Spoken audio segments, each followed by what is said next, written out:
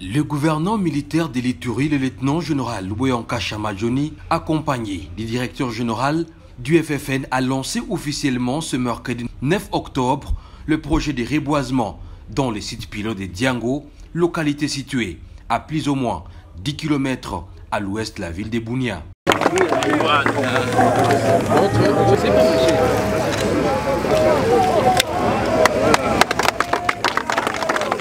Sur place à Diango, plusieurs autorités civiles et militaires ainsi que les agents et cadres du FFN ont matérialisé ces projets à travers la plantille des arbres qui s'inscrit dans la vision du chef de l'État Félix Antoine Tshisekedi Tshilombo, celle de lutter contre le réchauffement climatique.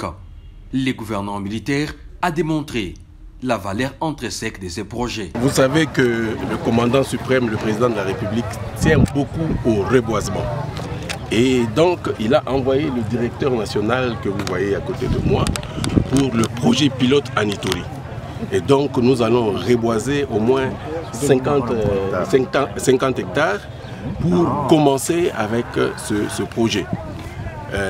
Comme je vous disais, le chef de l'État tient beaucoup à ce projet-là.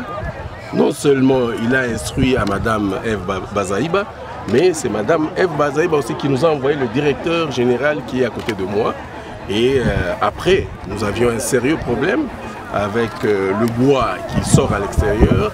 Et donc, nous devions aussi contrôler. Donc, nous avons profité d'un coup pour, n'est-ce pas, organiser ce projet pilote, mais de deux aussi, voir comment est-ce que nous pouvons construire le parc à bois aux sorties de Magui et Aru. Donc, voilà les deux grandes missions qui ont amené le directeur national du Fonds forestier pour de descendre les missions principales qui l'ont amené ici, justement, pour, n'est-ce pas, accomplir ces deux missions-là, comme je disais, le projet pilote de reboisement et le parc à bois aux sorties de Magui et de Aru. Aujourd'hui, le monde, nous souffrons beaucoup d'un problème climatique.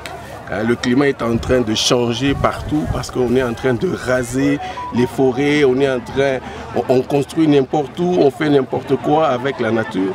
Et maintenant, l'homme est devenu quand même consciencieux parce que nous avons une progéniture que nous devons protéger. Et pour protéger cette progéniture, nous devons lui laisser, n'est-ce pas, un environnement agréable. Et cet environnement est justement créé par cette nature composée des arbres et de tout ce que nos ancêtres, des animaux, tout ce que nos ancêtres nous ont légué. Et donc nous devons aussi à notre tour le faire pour le léguer à nos enfants. Voilà, et comme je disais, pour le parc à bois, nous perdons beaucoup d'argent. Il y a beaucoup de coulage dans ce domaine-là. Il y a le bois qui quitte Mambasa, le bois qui quitte la Chopo, et on ne sait pas contrôler. Et donc ça a beaucoup aussi inquiété le chef. Et donc nous sommes en train, aujourd'hui nous avons harmonisé avec lui pour qu'à la première occasion, les fonds, il va nous amener les fonds, nous allons construire le parc à bois pour contrôler toutes ces sorties de bois. Pour sa part, le directeur général du Fonds forestier national Honoré Moulumba Kalala en appelle à l'appropriation de ces projets. Et avant de parler de la population, je voudrais d'abord remercier le chef de l'État qui est très préoccupé par ce problème du changement climatique. Vous l'avez vu l'autre fois, comme j'ai dit, à New York, où plus de 35% de son discours parlait du changement climatique ou de l'environnement général, des ressources en eau, de la biodiversité, des tourbières et du crédit carbone. Donc il est très préoccupé par cela et c'est comme ça, en son nom, nous avons été envoyés par la ministre d'État ici en Ituri pour que ce programme, ou si vous voulez, ce projet pilote sur le reboisement qui prendra plus de 50 hectares soit une réalité. Et vous le savez très bien, avant de parler bien sûr de la population, quand vous regardez vers le Sud-Soudan, vous remarquez qu'il y a un grand désert là-bas, mais vous regardez aussi que tous les arbres sont en train d'être coupés. Si vous voulez, la déforestation dérange. C'est la raison pour laquelle nous demandons que la population qui nous écoute, la population d'Ituri, puisse s'encaparer de ce projet, que ce projet ne soit pas seulement le projet du président de la République ou de la ministre d'État ou du gouverneur militaire, mais que ce projet soit leur projet, qu'ils participent à ce projet pilote de reboisement, qu'ils aident, n'est-ce pas, à ce que nous allons faire par rapport à la construction du parc à bois. Et je voudrais vous rappeler ici qu'il y a, si vous voulez, 300 pistes, n'est-ce pas, par lesquelles, vers Aru bien sûr et Magui, je disais 300 pistes où les camions passent avec de bois non payés, sans taxes, vers des pays que vous connaissez, pour ne pas les citer, Ouganda et autres. Nous voulons donc mettre fin à cette récréation et donc la population doit nous aider le gouvernement militaire à s'accaparer de cela.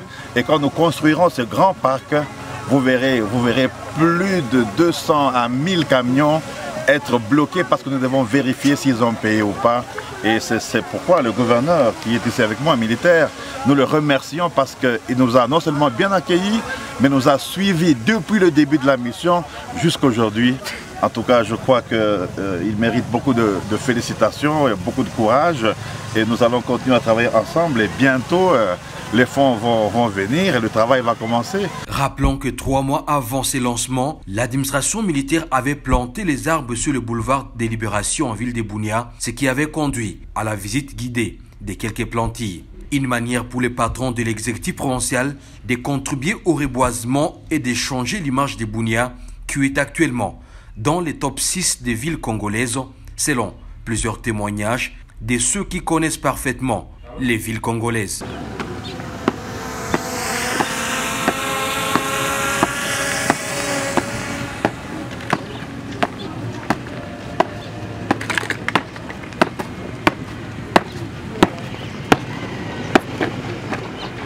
Excellence, réveillez-vous, terminé.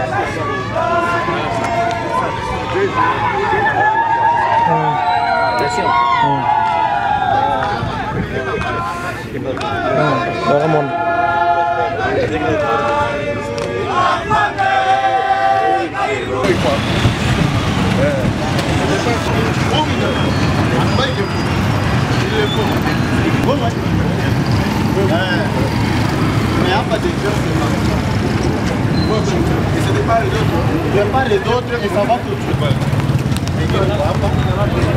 Donc, il est la